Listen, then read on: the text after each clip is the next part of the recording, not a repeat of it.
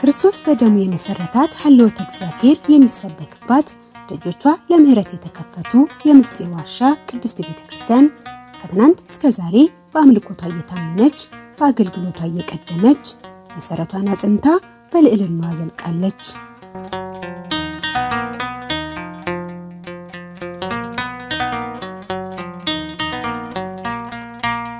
አባቶቻችን ቤተክርስቲያን ከመሰረቷ በጸናችበት ዶግማ በኖረችበት ሥርዓት በልዕልናዋ ጠብቀው የምህረት ደጇን ከፍተው የመዳን በረከቷን የወንጌል አውደ ምህረቷን አስፍተው እናውቃት ዘንድ ታሪክን እንሰብካት ዘንድ ጥበብን እናሻግራት ዘንድ መንገድን እናጸናት ዘንድ ሕግና ሥርዓትን ሰርተው አክብረናት እንድንከብር ጽኑ አደራን አኑረዋል።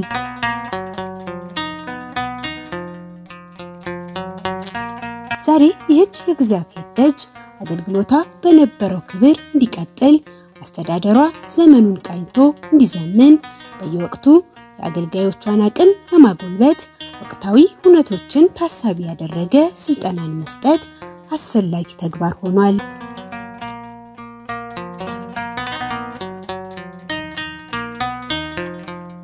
ነገን አሻግሮ ባየቅድ በተደራጀ አመራር አገልግሎትን ከልማት አስተባብሮ በመከወን ቀዳሚ የሆነው የሰሜን ሸዋ ሀገረ ስብከት ይህንን ወቅታዊ የቅድስት ቤተክርስቲያን ፍላጎት በመረዳት ብሎም በመተግበር በተለያዩ ጊዜያት ፈርቀዳጅ የሆኑ ተግባራትን ያከናውናል።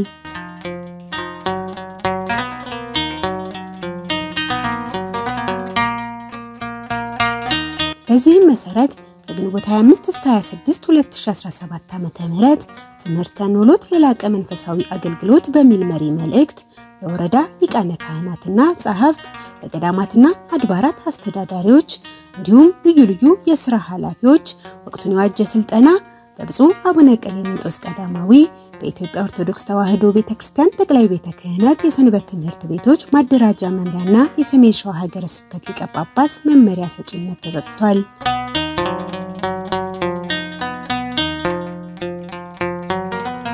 ክቡር መጋቢ ሐዲስ ነቃ ጥበብ አባቡ የሀገረ ስብከቱ ዋና ስራ አስኪያጅ በመርሃ ግብሩ መክፈቻ ላይ የተስፋውን ቃል የሰጠው የታመነ ነውና እንዳይነቃነቅ የተስፋውን ምስክርነት እንጠብቅ ለፍቅርና ለሰላም በሚያነቃቃ ገንዘብም እርስ በርሳችን እንተያይ በሚል የሐዋርያው ቅዱስ ጳውሎስ ቃል መነሻነት የመክፈቻ መልእክት አስተላልፈዋል። በዕብራውያን መልእክት ምዕራፍ 10 ቁጥር 23 ጀምረን ስንመለከት የተስፋውን ቃል የሰጠው የታመነ ነውና እንዳይነቃነቅ የተስፋውን ምስክርነት እንጠብቅ ለፍቅርና ለሰላም በሚያነቃቃ ገንዘብም እርስ በርሳችን እንተያይ ይላል። ክቡር ስራ አስኪያጁ በመክፈቻ ንግግራቸው ለዚህን ስልጣን ዓላማ ይገልጣል ያሉትን ኃይለ ቃል አንስተው አብራርተዋል። በመጀመሪያ ተስፋውን የሰጠው የተስፋውን ቃል የሰጠው መመሪያውን የሰጠው መመሪያውን ያወረደው የታመነ ነው ያለው። በቃሉ የታመነ ነው፣ በአምላክነቱ የታመነ ነው፣ በመጋቢነቱ የታመነ ነው፣ በካህሊነቱ የታመነ ነው። ታዲያ ይህ የሰጠን ተስፋ እንዳይነቃነቅ፣ እንዳይዛባ፣ እንዳይበረዝ የተስፋውን ምስክርነት እንጠብቅ ነው ያለው። የማይነቃነቅ ነገር እንዳይነቃነቅ መጠበቅና ለአገልግሎት መነቃቃት የጉባኤው ዓላማ ነው ብለዋል። አንዱ የጉባኤያችን አንዱ የስልጣናችን ዋና ተልእኮና ዓላማ እናት ቤተክርስቲያን የሰጠችን እግዚአብሔር የሰጠን የማይነቃነቅ ነገር እንዳይነቃነቅ መጠበቅ ነው። ከቤተክርስቲያናችን የማይንቀሳቀስ የማይነቃነቅ ተብሎ የምንማረው የተማርነው የምንኖረው ዶግማ ነው። ቤተክርስቲያናችንን ሺህ ዓመታት አሻግሮ ያኖረ ያደረሰ ነገም የሚያስቀጥለው ይህ እንዳይነቃነቅ ለማነቃነቅ የድንኳኑን መትከያ ለማወዛወዝ የሚሞክሩ ስላሉ ያ እንዳይነቃነቅ በዚህ ስልጣና የምናየው የምንማረው የምንዳስሰው ይሆናል ብለን ተስፋ እናደርጋለን። ሐዋርያው ለፍቅርና ለሰላም በሆነ ገንዘብ ለመነቃቃት እርስ በርሳችን እንተያይ እንዳለ እኛም በዚህ ስልጣና እርስ በርሳችን እንተያያለን ብለዋል። ቀጥሎም ያለው ምንድነው ለፍቅርና ለሰላም በሚሆን ገንዘብ በመነቃቃት እርስ በርሳችን እንተያይ ነው ያለው ስለዚህ የዚህ ስልጣና ዓላማ አንዱ ማነቃቃት ነው እዚህ የተሰበሰባችሁ ሁላችሁ የኖላዊነትን ሥራ የምትሰሩ አባቶች ናችሁ እዚህም የሾመን ራሱ እግዚአብሔር ነው የምንጠብቀውን ሕዝብ እንዴት መጠበቅ ይገባናል የሚለውን ከዚህ ስልጣና እናገኛለን ሲሉ ማመላክተዋል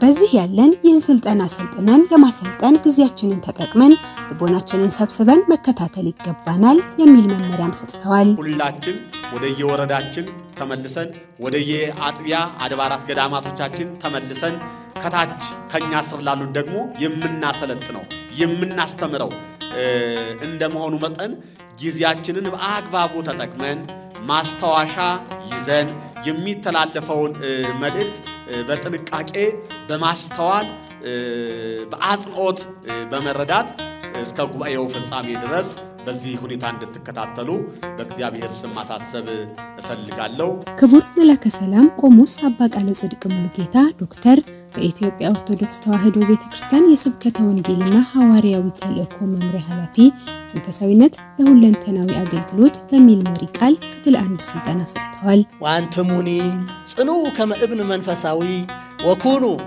ታቦተ መንፈሳዊ ለክህነት ቅድስት ወንጽይት ከመታይቅርቡ ወታይርጉ መስዋዕተ መንፈሳዊ ዘይሰጠወክሙ እግዚአብሔር በእደዊሁ ለኢየሱስ ክርስቶስ እናንተ ደግሞ እንደ ሕያዋን ድንጋዮች ሆናችሁ በኢየሱስ ክርስቶስ ለእግዚአብሔር ደስ የሚያሰኝ መንፈሳዊ መስዋዕትን ታቀርቡ ዘንድ ቅዱሳን ካህናት እንድትሆኑ መንፈሳዊ ቤት ለመሆን ተሰሩ አንደኛ ጴጥሮስ ምዕራፍ 2 ቁጥር 5 መንፈሳዊነት ምንድነው ለሚለው ጥያቄ ምላሽ የሚሆን ሰፊ ማብራሪያ በመምህሩ ተሰጥቷል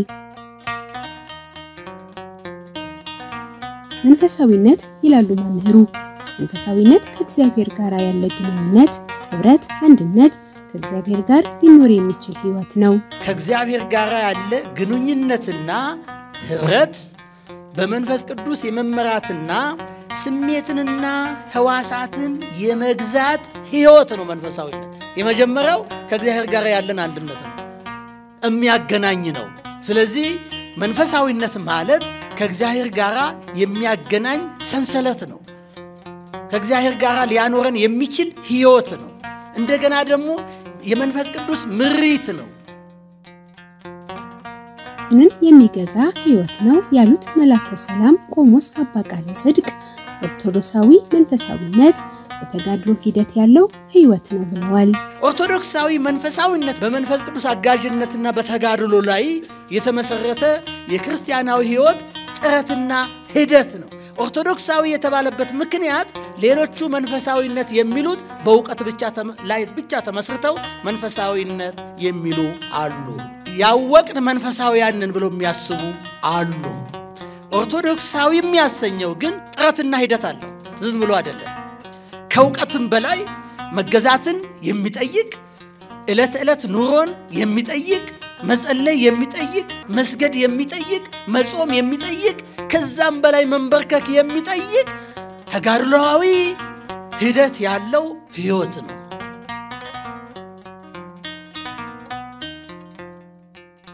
መንፈሳዊነት የሚጀምረው ከውስጥ መሆኑን አንስተው ስሜቱን የተቆጣጠረ ስጋውን የገዛ ነፍሱን ያስደሰተ ምሉእ የሆነ ሰው ነው ከዛ ውጪ ከሆነ ግን አስመሳይነት ነው ብለዋል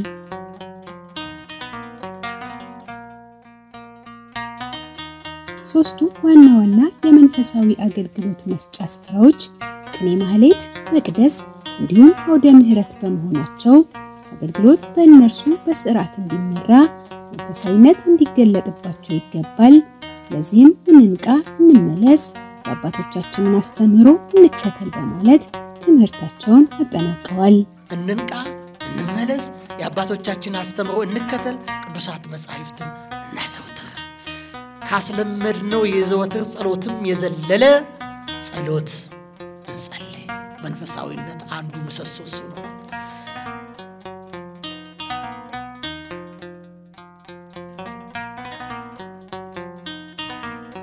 የመጀመሪያው ቀን ክፍል 2 ስልጠና በእንተ ክህነት በሚል ርዕስ በታላቁ ሊቅ ቅዱስ ዮሐንስ አፈወርቅ ሕይወት ውስጥ ክህነት እንዴት ተተርጉማል፣ እንዴት አስተምሮናል በሚል መነሻ መምህር ዳንኤል ሰይፈ ሚካኤል በጠቅላይ ቤተ ክህነት የጥናትና ምርምር መምሪያ ዋና ኃላፊ ስልጠና ሰጥተዋል። ቅዱስ ዮሐንስ አፈወርቅ በክህነት ዙሪያ ከጻፋቸው ጽሑፎች፣ ካስተማራቸው ትምህርቶች፣ ከሰበካቸው ስብከቶች እንደገና ደግሞ ድንጋጌ አድርጎ ህግ አድርጎ ካስቀመጣቸው ህግጋት ሁሉ የሚበልጠው ስለ ክህነት የተናገረው ነው፣ ያስተማረው ነው፣ የጻፈው ነው። በስድስት መጻሕፍት በእንተ ክህነት ለምንድን እንደጻፈው በምክንያት እንደጻፈው እና በዚያ ዘመን የዛሬ 1600 ዓመት ከ1600 ዓመት በፊት እነዚህን በጣም አስገራሚ የሆኑ የክህነት ትምህርቶች እንዴትና ለምን እንዳስተማራቸው የምናይበት ነው።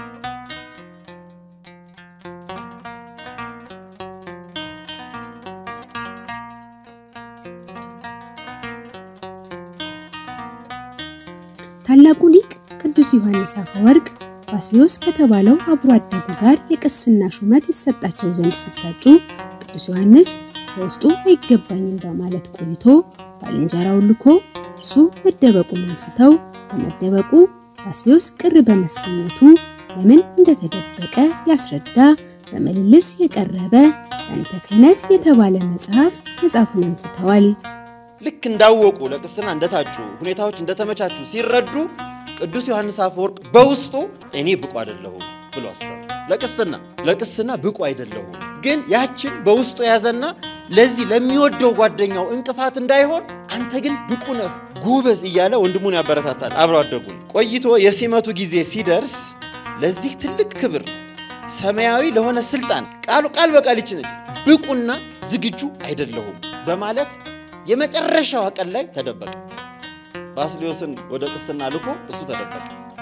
የተደበቀበትን የተሸሸገበትን እኔ ብቁና ዝግጁ አይደለሁም ያለበትን ምክንያት ለመግለጽ ክህነት ምን ያህል ትልቅ እንደሆነች እኔ ብቁ አይደለሁም ሊል ማለት ነው። ክህነት ምን ያህል ከባድ እንደሆነች ስለ ክህነት ክብር መጽሐፍ ጻፈ።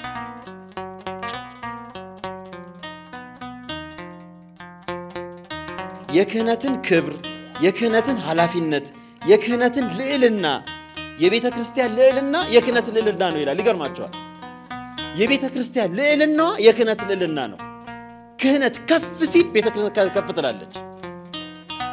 ካህናት ከፍ ሲሉ ነው ቤተ ክርስቲያን ከፍ የምናደርገው። ልዕልናዋ የክህነት ልዕልና ነው ይላል። የክህነትን ፈተና፣ የክህነትን ውጤት፣ የክህነትን እሴት፣ የክህነትን አስብ ሁሉንም አስተካክሎ ይጽፋል።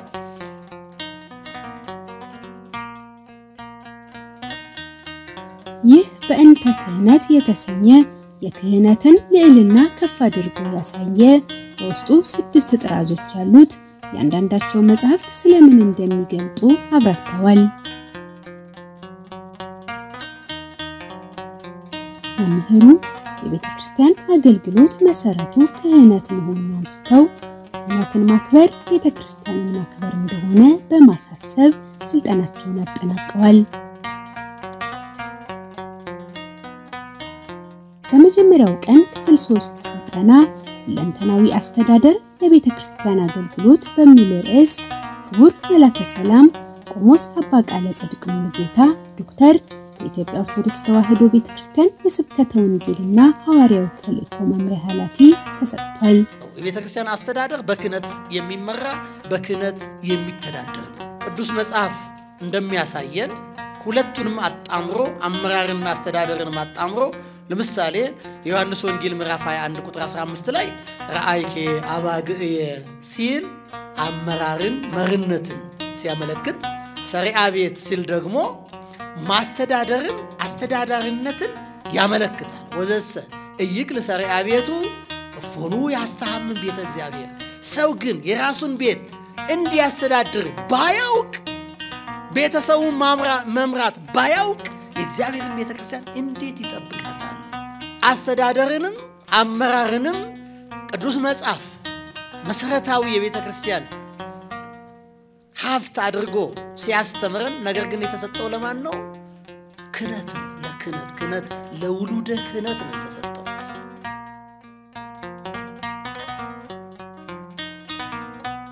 መምህሩ የአመራርን ትርጉም እንዲሁም የመሪነትንና አስተዳዳሪነት ልዩነትን አብራርተዋል።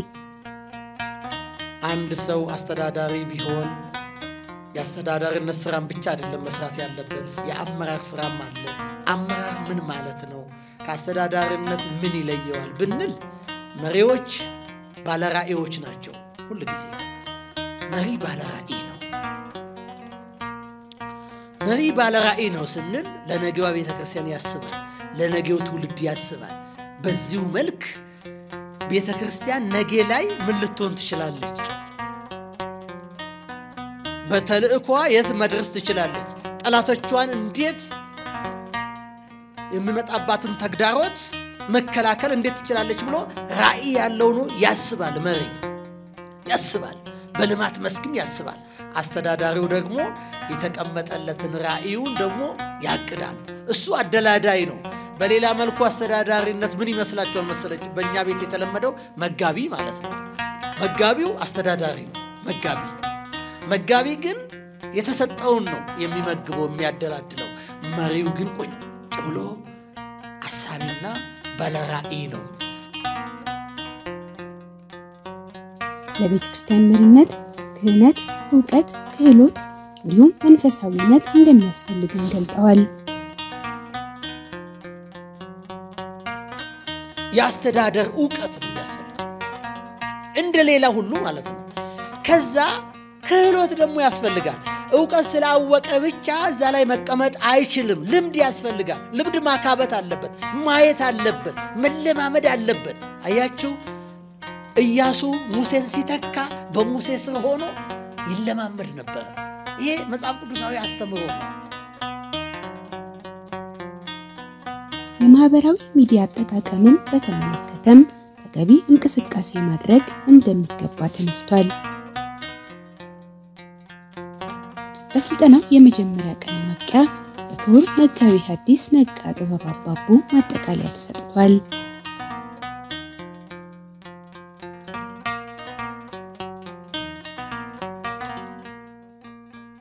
ሁለተኛው የስልጠና ቀን በጸሎት ተጀምሯል።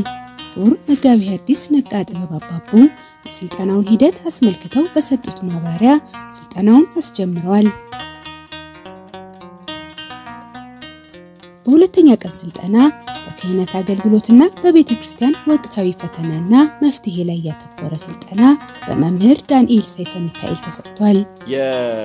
የቤተ ክርስቲያን እንግዲህ አንዱ ትልቁ መሰረታዊ ነገር ስለ ሃይማኖታችን ስንናገር ክርስትና ሃይማኖት ነው። አሁን ስለ ልማት ልናወራ እንችላለን፣ ስለ ሰላም ልናወራ እንችላለን፣ ስለ ተለያየ ነገር ልናወራ እንችላለን።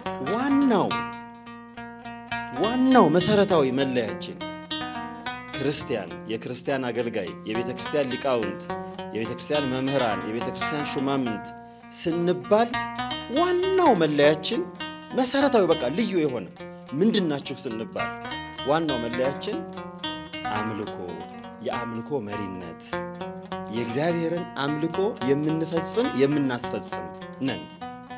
የማንነታችን የአገልግሎታችን መጀመሪያ የማንነት መነሻው አምልኮን የምንፈጽምና የምናስፈጽም ነው። እኛ ቤተክርስቲያን ስናገለግል፣ እኛ ቤተክርስቲያን ወንጌልን ስንተረጉም ስናስተረጉም፣ ስንሰማ ስናሰማ ለሌላ ሰው እያደረግን አይደለም። መጀመሪያ ራሳችን ከዚያ በኋላ ደግሞ ለሌላ ሰው።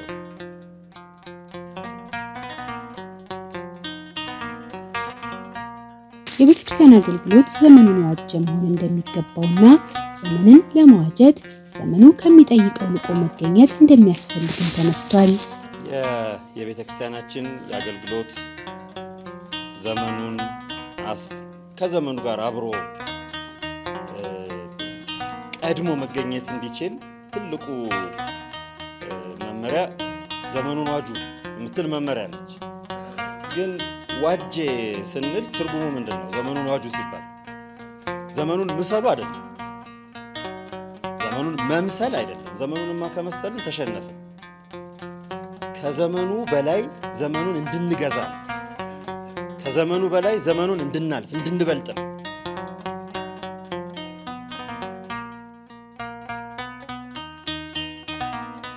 ፈተናን ለማሸነፍ የሚቻለው በጽናት በአብሮነት በመቆም ውስጣዊ ችግሮችን በራስ በመፍታት ከልማድ ወጥተን በአገልጋይነት በመጠመድ ተቋማችንን በማዳበር መሪ በማፍራት መሆን እንደሚገባው አሳስበዋል። ከስልጠናው በመቀጠል ሰልጣኞች በአራቱ ወንጌላውያን ተሰይመው ቡድን በመመስረት የተሰጡት 4 የውይይት ነጥቦች ላይ ውይይት አድርገዋል።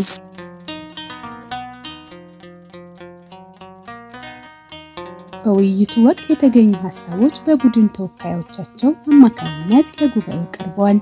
ጥያቄው ምንድነው የሚለው የተሰጠን ወቅታዊ ችግሮችን ከማወቅ ከመረዳት ከመገንዘብ አንፃር ያሉብንን ክፍተቶች በመሙላት ቤተክርስቲያንን እንዴት እናሻግር የሚል ነው ጥያቄያችን። ስለዚህ 3 ነው ያለው። የመጀመሪያው ወደ መፍትሄ ከመድረሳችን በፊት ለአሸናፊነት ክብር ከመብቃታችን በፊት ማለፍ ያለብን 3 መንገዶች አሉ። መጀመሪያ ችግራችንን ለይተን ማወቅ፣ ቀጥሎ መረዳት፣ ከዛ መገንዘብ ነው የሚመጣው። በቤተክርስቲያናችን አገልግሎት በሚሰጥበት ሰዓት መንፈሳዊ ይዘቱን ለቆ በዘመናዊ ቴክኖሎጂ በስልክ የተለያዩ ዓለማዊ ይዘቶችን ያካተተ መንፈሳዊነቱን የለቀቀ አገልግሎት የሚሰጥበት ስርዓት እየተስፋፋ በመሆኑ ይህ ተገቢ ስለሆነ ጥንቃቄ ተደርጎ በመንፈሳዊ ይዘቱ እንዲቀጥል የሚለውን በሰፊው ተወያይተንበታል ማለት ነው። ኦርቶዶክሳዊ የመንፈሳዊነት አስተምህሮ ማዕከላዊ ወይስ ግላዊ የሚል ጥያቄያዊ ይዘት ያለው መወያያ ነው። እንግዲህ ኦርቶዶክሳዊ ወይም መንፈሳዊነት አስተምህሮ በራሱ ትርጉሙ ትምህርት፣ ሃይማኖት፣ ዶግማ እንለዋለን። አስተምህሮ ማለት ማስተማር ሲሆን የሚያስተምር ከሁሉ አስቀድሞ ራሱን ማብቃትና ማስተማር እንዳለበት ቡድኑ በሚገባ ተወያይቷል። ለተከታዩ የሚያስተምረውን ትምህርትና የሚናገረውን ንግግር አርአያ ሆኖ ቀድሞ ማሳየት እንዳለበት ቡድኑ ተወያይቷል።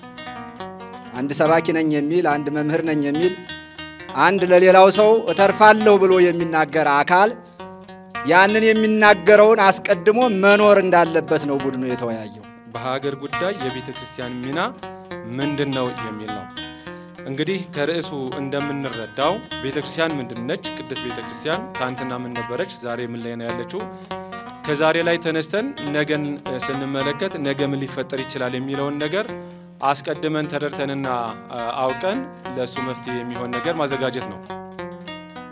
አሰልጣኝ መምህራን በውይይቱ በቀረቡ ሐሳቦች ላይ መሰረት ያደረገ ማጠቃለያ ሰጥተዋል። ክቡር መጋቤ ሐዲስ ነቃ ጥበብ አባቡ ልጄ ጢሞቴዎስ ሆይ አደራህን ጠብቅ፣ ከንቱ ነገርን የሚያመጡ ሰዎችን ራቃቸው፣ እነሱ እውነትን በሐሰት ይቀይራሉና በሚል መሪ ቃል መልእክት አስተላልፈዋል። ልጄ ጢሞቴዎስ ሆይ አደራህን ጠብቅ፣ ከንቱ ነገር የሚያመጡ ሰዎችን ራቃቸው፣ እነርሱ እውነትን በሐሰት ይለውጣሉና ብሎ ይመክረዋል። ክቡር ስራ አስኪያጁ የስልጠናውን ሂደት የተመለከተ አስተያየትና የሥራ መመሪያ እንዲሁም ለስልጠናው መሳካት ከፍተኛ አስተዋጽኦ ላደረጉ አካላት እንዲሁም ለሰልጣኞችና አሰልጣኞች ምስጋና አቅርበዋል።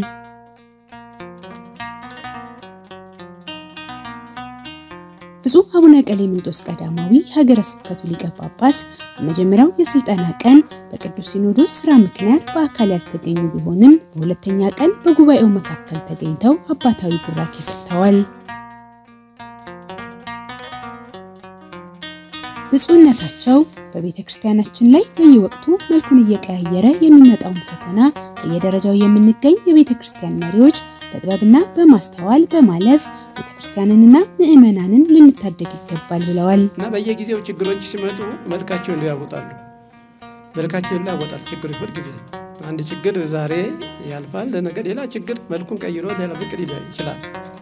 በዚያው በችግሮቹ ልክ ደግሞ የሰው ጭንቅላት መራቀቅ አለ። የኛ በተለይኛ መንፈሳውያን መሪዎች የሆን ነው እኛ ቤተክርስቲያን ልጆች በየደረጃው ያለን አመራሮች በጣም ጥበብ ያስፈልገናል፣ ትጋት ያስፈልገናል። ቅዱስ ጳውሎስም ይሄን ነው ንንቃ ወይንኑም ነው የሚለው። ንንቃ ነው የሚለው፣ አናንቀላፋ ነው የሚለው። ከመልኩ ይላል እነዚያ እንዳንቀላፉት አናንቀላፋ ነው። መንፈሳዊነት ንቃት ይፈልጋል፣ ትጋት ይፈልጋል፣ ብርታት ይፈልጋል፣ የመንፈስ ዝግጅት ያስፈልጋል። እንዲህ እንደሆነ እውቀትም በእውቀት ላይ የተመሰረተ ነገር ደግሞ መልካም ነው። እንዲህ እንደሆነ እንሞላለን የጎደለውን ማለት ነው። ያለን አለን ሙሉ ነን፣ ግን የጎደለን ይኖራል። ካህናት ልባሞች በመሆን የሚጎድላችሁን በስልጠናና በንባብ እንዲሁም ምስጢር በሚዘንብባቸው ጉባኤ ቤቶች በመማር በእውቀት መራቀቅ አለባችሁ ሲሉም መክረዋል። ጥበቡ እንከይላል ወአጥቡ ልበኩም ይላል ቅዱስ ጳውሎስ መልሶ። ጥበቡ ነው የሚለው ተራቀቅ ነው። የእምነት ነገር እግዚአብሔርን ቀኖናውን ዶግማውን ይሄ ምስጢራቱን ተራቀቅ ወቀው ገንዘብ አድርገው ለማለት ነው። ምሁራኑ የሚያስተላልፉልን በተለያዩ መልክ የሚቀርቡልን እንደ የጉባኤ ቤቱ ነው ማለት ነው። እና እናንተም ልጆቻችን በእውነት በጣም መልካም ሰው ናችሁ፣ በጎ ሰው ናችሁ። በእውነት ጠንካሮች ባላችሁበት በስራችሁ ላይ ታማኞች፣ ብልሆች፣ በእውነት ተኳሮች ናችሁ። እናውቃለን ልጆቻችን በጣም ብርቶች ናችሁ። እና ከጊዜ ሰዓት አኳያ ነው ወቅቶችን ነው የምናየው። ወቅቶችን ስናይ በወቅት ውስጥ እየተራቀቀ በጥበብ የሚራመድ አካል መልካም ነው። በጥበብ የሚራመድ እንደ አስተዋይ የሚራመድ ማለት ነው። አስተዋይ ሰው የነገውን አይደለም። አስተዋይ ማለት ራቅ ያለውን የነገው የተነጎዳውን ከዚያም በኋላ ያለውን ማሰብ የሚችል ነው አስተዋይ የሚባለው ማለት ነው። ለይቶ ጥቅም ከማይሰጠውና ጥቅም የሚሰጠውን ለይቶ ማወቅ የሚችለውን አስተዋይ ነው። በመነጽር አይነ መነጽር በርቀት የሚያየውንና በዚያ ውስጥ የሚራመደውን ያው ጥበበኛ ይለዋል። አጥብቡ ልበኩም ነው ጥበቡ የሚለው ይሄንን ነው ማለት ነው። ብፁዕነታቸው የተሰጡትን የስልጠና ይዘቶች አንስተው አባታዊ ማጠቃለያ ሰጥተውባቸዋል። ይሄ ስጋው ይሄን የተበላሸውን ዓለም የተበላሸውን ህይወት አጫምና መንፈሳዊነት ዓለም ወደ ዓለም ሂዱ ይስላቸው። ዓለም ጨለማ ነበር፣ ዓለም በሽተኛ ነበር። ያን እንዲፈውሱት ነው እንዲያስተካክሉ የተዛባውን እንዲያስተካክሉ ይላካቸው። የተዛባውን መንገድ የለቀቀውን አቅጣጫ የለቀቀውን መስፈር እንዲይዝ ነው ማሳየት። በዚህ መካከል ችግር አለ። ለሐዋርያት የነገራቸው ችግር አለ፣ ወጣ ወረድ አለ፣ መከራ አለ። እዚህ ላይ ትዕግስትን ነግሮናል። ትዕግስትን አስተምሮናል ጌታችን አምላካችን ራሱ። ጌታችን የሄደበትን የሰራውን ነው ለኛ ስሩ ያደል ማለት ነው። አብነት ይሆን አምላካችን ነው ፈጣሪያችን ነው ማለት ነው። መንፈሳዊነት የመነመነ ፍቅር፣ ሰላም፣ አንድነት እየጠፋ ባለበት በዚህ አስቸጋሪ ዘመን በመንፈሳዊ ህይወታችሁና በስራችሁ ሁሉ ጠንቃቃና ጠንካራ መሆን አለባችሁ ሲሉ ማሳስበዋል። ይሄ መንፈሳዊነት በጣም እየመነመነ ያለበት ነው ወገኖቼ። እናንተ ሊቃነ ካህናቱ፣ አበምኔቶቹ፣ አስተዳዳሪዎቹ፣ ጸሐፍቶቹ፣ መምህራኖቹ በጣም ቀሳውስቶቹ ትኩረት አድርገን ልናየው የሚገባ ነው። መንፈሳዊነት ምንድነው? ትህትና የለም፣ እየመነመነ ያለ ፍቅር፣ ሰላም፣ መከባበር እነዚህ ነገሮች ከኛ እንዳይወጡ ገንዘቦቻችን ናቸው። እንዳይርቁ ሌላው ገንዘብ ሌላው ላያገኘው ይችላል። የኛ ግን ገንዘቦቻችን ናቸው። ከዚህ እየቀዳን ነው ሌላው መንሰጥ የምንሰጠው ማለት ነውና ይሄ መንፈሳዊነት በጣም ትኩረት እንዲሰጠው ያስፈልጋል በእኛ ህይወት ማለት ነው። መንፈሳዊነት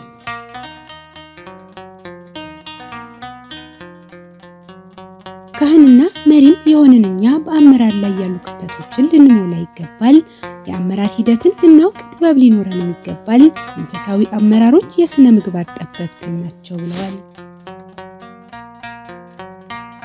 ካህናት አርአያ ክህነታችሁን በመጠበቅ አለባበሳችሁን በማስተካከል የማይገባን በድፍረት ባለመፈጸም ድንበሩን ጠብቃችሁ የምትከብሩ የምታስተምሩ መሆን አለባችሁ ሲሉ ማሳስበዋል። ፈውስ መሆን አለበት የኛ አመራር፣ የኛ አነጋገር፣ የኛ አመለካከት ፈውስ ሰጪ መሆን አለበት ማለት ነው። ፈውስ ሰጪ ማናስከፋ ማናሳዝን ሰው ነው ከመንጋው ማንለይ ንግግራችን፣ ኑሯችን፣ አረማመዳችን፣ አለባበሳችን ሁሉ ካህን ብፁዕ አቡነ ጎርጎርዮስ አርአያ ክህነት ማለት ምን ማለት ነው? አርአያ ክህነት ይሉ ነበር። አርአያ ክህነቱን ጠበቀ ይላል። ምን ማለት ነው አርአያ ክህነት? አለባበስ፣ አነጋገር፣ አቋቋም፣ አረጋገጥ፣ አረማመድ እንዴት ነው ካለ የሚራመድ እንዴት ነው የሚለው ሰው ካህን? የዓለምን አልጫነት የምታጣፍጡ የምድር ጨው ናችሁ። መንፈሳዊ ሕይወታችሁ ለምእመናን ሰባኪ፣ በማህበራዊና በግል ኑሯችሁ በአገልግሎት ቦታችሁ በቅድስት ቤተክርስቲያን ለሌሎች አርአያና ምሳሌ መሆን ይገባችኋል በማለት መክረዋል። የእግዚአብሔር መንፈስ ቅዱስ ኃይል አድሮባችሁ እንደ ሐዋርያት ለአገልግሎት ተጉ ዘንድ በበጎ ነገር ፈቃዱን ትሰሩ ዘንድ እግዚአብሔር ያበርታችሁ ብለዋል።